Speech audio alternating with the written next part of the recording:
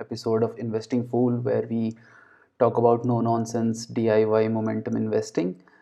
और ये daily review video है. Let's get started. Before we start, again a familiar disclaimer कि all of this is edutainment, education and entertainment, and none of this is financial recommendation. So अपने पैसे हैं देख के ही लगाना. And let's start with the daily review. So आज if we look at the stocks in our portfolio, और जिसने last rebalancing का वीडियो देखा होगा उसको पता होगा कि हमने 4 स्टॉक्स निकाले थे. सो 4 स्टॉक्स एग्जिटेड और 4 नए स्टॉक्स आए जो आपको नीचे दिख रहे हैं, which is BSE, Angel One, HAL and Bajaj Auto. तो इनमें तो ज़्यादा चेंज नहीं है on a net change basis. पर अगर एक दिन का हम परफॉर्मेंस देखते हैं, because we are reviewing it for today. So आज सबसे जो अच्छा परफॉर्मर है on the positive side, it's Welspun Corp. और ये स्टॉक काफ़ी दिन से नहीं चला था. मतलब almost I was kind of wishing कि अगर परफॉर्म नहीं करना है तो निकल जाओ यार यहाँ से, पोर्टफोलियो से. पर ऑलमोस्ट ऐसा था कि ये जो 5% इसका आज दिख रहा है, नेट चेंज इसका 9.7% है, right. It's very much on the lower side. अगर मैं देखूँ तो ट्रेंड का भी ऑलमोस्ट कम ही है. बाकी सारे स्टॉक्स भाग रहे हैं, पर वही चीज़ है कि मतलब अगर स्ट्रैटेजी बोल रही है कि something has run up in the past year, ज़रूरी नहीं है कि वो हर दिन भागेगा या हर हफ्ते आपको कोई पॉजिटिव ट्रेंड दिखेगा, राइट. वो कभी भी चल सकता है, और फिर अगर नहीं चलेगा तो ऐसी स्ट्रैटेजी बोल देगी कि निकल जाए, राइट. बट थैंकफुली आज ये चला 5% ऊपर. There could be some positive news, क्योंकि कल भी मैंने देखा था दिस स्टॉक वाज अप. और देखते हैं आगे कैसा परफॉर्म करता है. I hope it's a larger bullish trend. And okay, the second performers were close. Aurobindo pharma, you may have seen, कुछ दिन पहले, आई थिंक 2 दिन पहले इसका खबर आया था और स्टॉक काफ़ी ज़्यादा गिरा था, 10% या कुछ गिर गया था, आई थिंक. इट वॉज रिगार्डिंग कि US FDA ने 10 ऑब्जर्वेशंस दे दिए. ये फार्मा कंपनीज के ये हमेशा आते रहते हैं, 10 ऑब्जर्वेशन दे दिए इस प्लांट के लिए, 8 ऑब्जर्वेशन दे दिए इस प्लांट के लिए. अब ऐसा तो नहीं है कि औरोबिंदो फार्मा का एक ही प्लांट है, राइट. वो वही फॉर्मुलेशन अगर किसी और प्लांट में बन रहा है वो भी बना सकता है वहाँ पे. और ये ऑब्जर्वेशंस आते रहते हैं, ज़्यादा रहते हैं, और हर बार मैं देखता हूँ कि ऑब्जर्वेशंस इतने आते हैं फिर भी मार्केट रिएक्ट करती है. मतलब अब तक लोग नहीं समझे कि इतनी बड़ी कंपनीज हैं ये फार्मा कंपनीज. मतलब एटलीस्ट आप अगर छोटी कंपनी को नहीं देख रहे हो, औरोबिंदो फार्मा, सिप्ला, डॉक्टर रेड्डीज, इस टाइप की कंपनीज के लिए ऑब्जर्वेशंस क्या है यार. मतलब उनके लिए तो हर साल आते रहती हैं ऑब्जर्वेशंस, हर साल वो फैसिलिटीज़ में कुछ चेंज करते हैं, US FDA वापस से इंस्पेक्ट करेगी, फिर क्लियरेंस दे देगी, ऑपरेशन क्लियरेंस, फिर से काम चालू हो जाएगा. कोई दिक्कत नहीं है इसमें. पर अब मार्केट को रिएक्ट करना होता है तो करता ही है. खास करके बुलिश मार्केट में लोगों को बस एक ट्रिगर चाहिए होता है कि किस तरह से, मतलब अगर स्टॉक में पैसा बन गया है ना, तो लोगों को ट्रिगर चाहिए होता है कि किस तरह से मैं निकल जाऊँ प्रॉफिट बुक करके. और they don't let their money stay. अगर मोमेंटम का वही है कि कट योर लूजर्स फास्ट. जो मतलब हार रहा है उसको जल्दी निकालो, उसमें देरी मत करो. और जो जीत रहा है उसको बेचने की जल्दी मत करो, उसको रखे रहो, राइट. तो एनीवे, तो औरोबिंदो उस दिन गिरा, एंड आई थिंक कल थोड़ा सा अप था, आज अगेन थोड़ा सा अप था. And I have literally no doubt कि ये मतलब क्रॉस कर ही जाएगा. मतलब अपना प्रीवियस जो हाई है वो क्रॉस करेगा इवेंचुअली. ओवरऑल सेंटिमेंट फार्मा में अभी के लिए तो बुलिश है. तो it should work out good. Second, like the second best is Jyoti lab.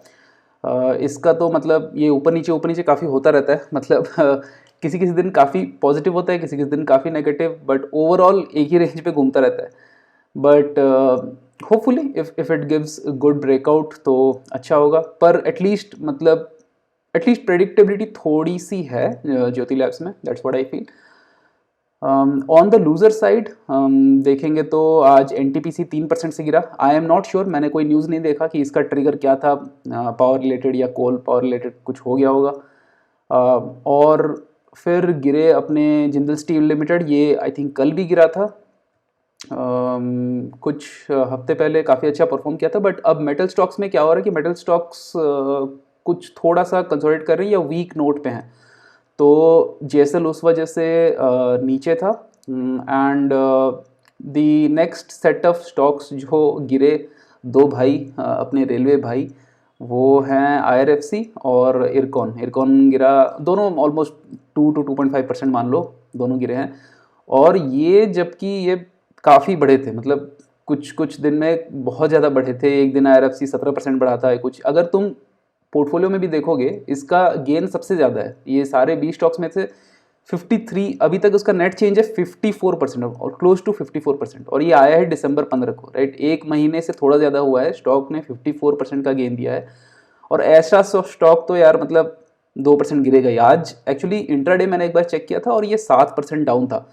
तो 7% डाउन पे भी मेरे को लग रहा था कि 7% तो गिरेगा ही भाई। अगर कोई 17% एक दिन पे भाग रहा है तो 7% गिरना तो फिर वाजिब है। पर दिन ख़त्म होते होते तक थोड़ा सेंटीमेंट पॉजिटिव हो गया था, थोड़ी सी शायद buying I let hours of the session, और वापस मतलब थोड़ा सा बढ़ा और फाइनली नेट नेट -2.25% पे बंद हुआ IRFC। अब कल को देखते हैं, शायद एक बार हो सकता है कि जब इतना भागता है कोई स्टॉक तो फिर कुछ टाइम भी उसको चाहिए कंसोलिडेट करने के लिए, थोड़ा सा रिलैक्स करने के लिए। तो कुछ दिन शायद साइडवेज जाएगा या थोड़ा सा नीचे भी जाएगा, बट ओवरऑल सेंटिमेंट अभी भी पॉजिटिव है। पर हम तो सेंटिमेंट पे जाते नहीं हैं, हमको देखना है बस कि प्राइस क्या करती है, भाव भगवान से, राइट। तो ये थी आज की स्टोरी। IRFC में वॉल्यूम भी काफ़ी ज़्यादा है और बाकी सारे स्टॉक्स ऑलमोस्ट मोटा मोटी उधर उधर ही घूमते रहते हैं सारे। मतलब ये 0.5% प्लस माइनस के नीचे जो है उसमें तो कुछ फ़र्क ही नहीं पड़ता। जब निफ्टी ही तुम्हारा आज कितना -0.6% कुछ था निफ्टी, जब निफ्टी ही इतना गिर रहा है तो क्या है मतलब ये सारे अगर कोई -0.26% मूव हुआ है TVS मोटर्स, उसका कुछ मतलब ही नहीं है, राइट। और speaking of TVS Motors, actually net change भी इसका काफ़ी लो है इस पोर्टफोलियो में। स्टॉक और एक पोर्टफोलियो में पहले से था, तो इसमें उस पोर्टफोलियो में तो प्रॉफिट है इसमें, पर यहाँ पे हम देख रहे हैं काफ़ी कम है। और जो लास्ट 4 स्टॉक्स जो आए थे, रिसेंटली आए थे जनवरी 15 रीबैलेंसिंग में, चारों अभी नेगेटिव में है। मार्केट उस टाइम से बहुत ज़्यादा अभी चला नहीं है, निफ्टी गिरे ही जा रहा है, तो इट्स एक्सपेक्टेड कि कम होंगे। और इस पे बहुत सारे लोगों के अलग अलग व्यूज़ हैं। एक व्यू जो मैं बताना चाहता हूँ वो ये कि बजाज ऑटो मतलब काफ़ी ऊपर चढ़ी है और सब बोल रहे हैं कि भाई ये मतलब ओवरबॉट हो गया है, अब से ज़्यादा परफॉर्म नहीं करेगा अच्छा। पर उनकी तो आदत है कहने की, परफॉर्म कर भी सकता है नहीं भी कर सकता है। बेस्ट पार्ट ये है कि मैं क्लेम नहीं करता या हम क्लेम नहीं करते कि हम जानते हैं कि ये कहाँ जाएगा। हम बस वेट करते हैं कि मार्केट हमको बता दे कि कहाँ जाएगा, उसके बाद हम अपना डिसीजन लेंगे। हम अगर सोचने लगे कि कहाँ जाएगा नहीं जाएगा तो फिर क्या पॉइंट है, राइट, सिस्टम बनाने का। दूसरी एक अपडेट है कि ये जो मैं डेली चार्ट दिखा रहा हूँ, ये एक्चुअली जो मैं पोर्टफोलियो जो करंट पोर्टफोलियो मैंने लाइव कर रखी है गूगल शीट्स पे, आप कभी भी जाके देख सकते हो। उस पोर्टफोलियो में भी मैंने एक सेकंड टैब ऐड कर दिया है फॉर द डेली ट्रैकिंग। तो अगर आप ये देखते हो तो यहाँ पे 2 टैब्स है नीचे, एक ऑल टाइम जो कि हमारा पूरा पोर्टफोलियो दिखाता है, और एक वन डे। तो वन डे में ये भी आप उसी शीट पे कभी भी एक्सेस कर सकते हो। यहाँ पे दिखाता है बेसिकली वही जो मैंने अभी स्लाइड में दिखाया, that same thing. And portfolio का वन डे रिटर्न कितना है और NSE 500 जो कि हमारा बेंचमार्क इंडेक्स है उसका कितना है आज के दिन रिटर्न। तो आज जैसे है 0.03% पोर्टफोलियो पॉजिटिव था और NSE 500 -0.4% के आसपास गिरा।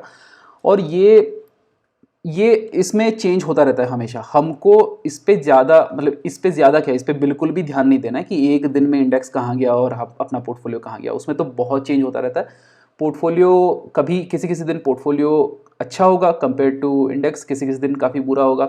और ये अच्छा क्यों है, मेरा एक हाइपोथेसिस तो नहीं, ऑलमोस्ट मैं श्योर हूँ कि क्यों है, क्योंकि NSE 500 में सारे अपने बैंकिंग के दिग्गज स्टॉक्स, जिसकी कल भी मैंने एक बात की थी एक शॉर्ट में, वो सारे भरे पड़े हैं, राइट। तो अगर HDFC 8% से टूटता है किसी दिन, उसको देखते देखते फिर ICICI, एक्सिस, IDFC सारे टूटेंगे। तो ये सारे स्टॉक्स NSE 500 में हैं, पर अपने पोर्टफोलियो में इन सारे स्टॉक्स का एक्सपोजर नहीं है। इस वजह से हो सकता है कि हमारा पोर्टफोलियो उस दिन को कम गिरे, राइट। बट उसी तरह से अगर किसी दिन पावर फाइनेंस को लेके कोई बड़ी न्यूज़ आ गई तो NSE 500 को तो बिल्कुल फ़र्क नहीं पड़ेगा, मतलब बहुत कम फ़र्क पड़ेगा। बट हमारे में तो PFC REC दोनों मिला के पोर्टफोलियो का 10% हो गए। 10% का पोर्टफोलियो, मतलब पोर्टफोलियो का 10% अगर गिरेगा बाय लेट्स से 15%, राइट, तो उस दिन तो खेला ख़त्म। तुम पूरा, मतलब तुम्हारा पूरा रेड में होगा और इंडेक्स उस दिन ग्रीन में होगा। तो एक 1 डे का रिटर्न नहीं देखना है, ऑल टाइम पे ज़्यादा फोकस करना चाहिए। वैसे ऑल टाइम के लिए भी ये शॉर्ट पीरियड है, बट रिसेंटली मैंने आई थिंक रीबैलेंसिंग वीडियो पे बताया था कि हम अभी भी लैग कर रहे हैं अपने बेंचमार्क इंडेक्स को ऑलमोस्ट 1% से। और फॉर्चुनेटली और unfortunately because of this banking debacle, जो HDFC का रिजल्ट आया और फिर जो हुआ, उसके वजह से अभी इंडेक्स थोड़ा सा ठंडा चल रहा है। तो अगर हम स्टार्टिंग से देखें, मतलब जब से हमने पोर्टफोलियो स्टार्ट किया है तब से हमने देखे, तो अभी वी हैव क्रूज्ड अहेड, हम इंडेक्स से आगे निकले हैं पहली बार। और वी आर ऑलमोस्ट क्या मोर देन 1%, 1% से ज़्यादा का आउट परफॉर्मेंस है अभी तक। मैं ये नहीं बोल रहा हूँ कि ये सस्टेन करेगी या कुछ, पर देखते हैं जैसे आता है देखते हैं। ठीक है, तो ये हो गया आज की कहानी जो थी वो यहीं तक थी। Let's move on. जो आज टॉप गेनर्स थे, ये भी है एक डेली लेवल पे अगर हम देख रहे हैं तो हमको ऐसा लगता है कि अगर अपने पोर्टफोलियो में ज़्यादा कुछ हुआ नहीं तो फिर मस्ती हुई कहाँ, राइट, बाज़ार में मस्ती हुई कहाँ। तो ये NSE 500 के जो टॉप 4 गेनर्स हैं, यू कैन सी OFSS और PCBL, I don't know what PCBL is, Sobha Realty, Sobha की हमने पहले ही बात की थी, और वैभव ग्लोबल। तो इन सारे स्टॉक्स का अगर तुम ट्रेंड देखो तो OFSS का ग्रोथ रेट तो उतना ज़्यादा नहीं है, पर जायज़ है कि कोई बहुत अच्छी खबर आई होगी तभी इतना भागा है आज स्टॉक। PCBL स्टिल उसका ट्रेंड थोड़ा सा ठीक लग रहा है, मतलब स्टॉक आगे भी भाग रहा था और फिर गया है ऊपर। अभी तक तो अपने स्क्रीनर में नहीं है। लेट मी चेक वंस कि स्क्रीनर में PCBL आया है क्या। ओह, स्क्रीनर में PCBL आ गया है। This is at 39 rank currently. तो अगर ये और अच्छा परफॉर्म करता है तो आएगा, तो इसको भी लेंगे। सो रेडार में रहना चाहिए, मतलब पता होना चाहिए कि कौन कौन से अच्छे पढ़ाई करने वाले स्टूडेंट्स आ रहे हैं क्लास में। ठीक है, शोभा की हमने पहले बात की थी, काफ़ी बढ़ा था ये कुछ दिन पहले, फिर थोड़ा सा डामाडोल था, फिर अभी भी बढ़ रहा है, और रैंकिंग में भी है ये, मतलब this has been on my radar. मैंने पहले ही बोला था कि प्रेस्टीज, शोभा, ओबरॉय रियल्टी, ये सारे रियल एस्टेट वाले, Brigade, there is another stock, ये सारे भाग रहे हैं। अभी कितनी देर तक रैली चलेगी वो तो नहीं पता। प्रेस्टीज तो हालांकि आई थिंक गिरी है in the last few days, it has corrected bye quite a lot. आज का इसका क्या हाल था? आज का पॉजिटिव था, बट कल I think it was -3% down और समथिंग। तो बट ओवरऑल लॉन्ग टर्म पे इनका ट्रेंड पॉजिटिव है। तो Sobha I am bullish on, let's see how it performs आगे जाके। और यहाँ पे और एक चीज़ है कि मतलब एक तो हमको अच्छी ट्रेंड देखनी होती है। ये जो इस टाइप की कंपनी जो परफॉर्म नहीं करती, जैसे ओरेकल को देखो, ये इसका ट्रेंड फ्लैट है ऑलमोस्ट, और ये एक दिन में भागा है 50%। अब कल को ये गिर भी जाएगा 20%, like who knows. And for the discussion 50-20 में ऐसे ही बॉल पार्क बोल रहा हूँ, ऑब्वियसली 50% का ग्रोथ नहीं हुआ है, कुछ 13 या कुछ % का हुआ है। पर मतलब इस टाइप के स्टॉक्स का स्क्रीनर में आना भी मुश्किल है अपने स्क्रीनर में, क्योंकि इनका शार्प रिटर्न जो होता है ना, इनका कंसिस्टेंटली ये परफॉर्म नहीं कर रहे हैं। हम एज अ मोमेंटम इंडिकेटर क्या लेते हैं? 3 मंथ्स, 6 मंथ्स, 12 मंथ्स का शार्प एडजस्टेड रिटर्न, राइट। अगर एक स्टॉक ऐसे इधर उधर हो रहा है, वॉलेटिलिटी इतनी ज़्यादा है, लॉन्ग टर्म वॉलेटिलिटी, तो उसका आना थोड़ा सा मुश्किल है, अनलेस वो जो जंप कर रहा है वो जंप इतने ज़ोर से मार रहा है कि मतलब वो वोलेटिलिटी को ओवर कंपेंसेट कर देता है अपने रिटर्न से, राइट। तो जब तक वो चीज़ नहीं होती, इट इज़ हाईली अनलाइकली कि दीज काइंड ऑफ स्टॉक्स में कम। बट जो यहाँ पे PCBL और शोभा टाइप के स्टॉक्स हैं, राइट, उनका ट्रेंड तुमको दिख रहा है, ये 40 डिग्री के स्लोप से सीधा बढ़ रहे हैं ऊपर। अनलेस दिस वैभव ग्लोबल, ये वैभव ग्लोबल सितंबर में इसने हाई मारा, सितंबर से जनवरी अभी तक उसने कुछ भी नहीं किया, लिटरली ट्रेंडेड साइडवेज। सो मतलब मोमेंटम कंसिस्टेंट नहीं है। We don't just want momentum, we want consistent momentum. Predictable momentum, right. तो वो चीज़ दिमाग में रखनी बहुत ज़रूरी है। देखते हैं 4 लूजर्स कौन है, और 4 लूजर्स जब भी तुम देखोगे तो पता ही चल जाएगा। उनमें कोई मतलब बहुत कम ऐसे मिलेंगे स्टॉक्स जो कि मतलब मोमेंटम में भाग रहे हैं और फिर गिरे। जैसे यहाँ पे तुमको जो चौथा स्टॉक दिख रहा है ITI एक्चुअली हमारे स्क्रीनर में आ चुका है। अगर कल के क्लोजिंग प्राइस पे देखें तो ITI एक्चुअली 12 रैंक पे आ गया है, 12th रैंक पे। बट हमने उससे पहले रीबैलेंसिंग की थी तो ITI हमने नहीं लिया है अभी, पर ये आज गिरा कुछ 5% या कुछ गिरा होगा। बट ये जो बाकी 3 है इनको देखो, ये मतलब कंसिस्टेंट है ही नहीं। LTI Mindtree ओके मैं बोल सकता हूँ थोड़ा बहुत कंसिस्टेंट है, ओवरऑल राइज कर रहा है, but look at ICICI Prudential, look at this IEX का तो ऊपर नीचे आगे पीछे कभी भी चलता रहता है, कुछ भी होता रहता है। सो एंड जाहिर है कुछ और भी खराब न्यूज़ आई होगी, that's why the stock again tanked quite a bit. तो that is about the top 4 losers. Momentum मतलब किसी में बहुत ज़्यादा नहीं है, पर ITI अगर यहाँ से ITI एक्चुअली काफ़ी ऊपर यहाँ पे उसने बहुत ऊंचा जंप मारा था, और तभी उसकी रैंकिंग भी काफ़ी इम्प्रूव हुई थी अपने स्क्रीनर पे। अभी थोड़ा सा कंसोलिडेट कर रहा है। आई डोंट थिंक ये फॉल मतलब उतना ज़्यादा है कि इसका मोमेंटम ब्रेक होगा, पर अगर फिर अच्छा परफॉर्म करता है, स्टॉक आता है आगे, तो हम लेंगे वापस, देखते हैं। Okay, now coming to the story of the day, right. कल भी मैंने एक शॉर्ट में बताया था HDFC के बारे में, आई टॉक्ड, एंड आज भी ब्रीफली डिस्क्राइब करेंगे।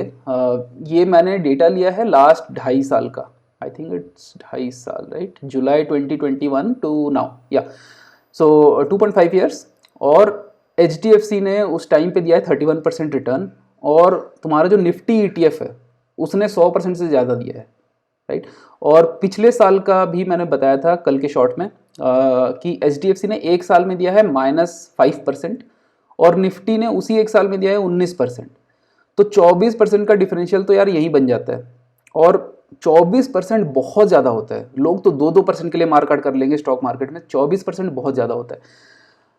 पर बात यह है कि देखो, स्टॉक में फंडामेंटली जितना भी मैं इधर उधर का बात सुनता हूँ, एनालिस्ट बोलते हैं अपनी तो कोई फंडामेंटल में महारत हासिल नहीं है, पर जितना भी मैं सुनता हूँ उसमें यह है कि फंडामेंटली स्टॉक में कोई प्रॉब्लम नहीं है, ठीक है। पर ऐसा है कि ओवरबॉट स्टॉक है, सारे लोगों ने लेके रखी हुई है, और वैल्यूएशन पहले ज़्यादा थे, अभी थोड़े से रीज़नेबल हो गए हैं, पर फिर भी चीप नहीं हुए हैं। रीज़नेबल हो गए हैं, चीप नहीं हुए हैं।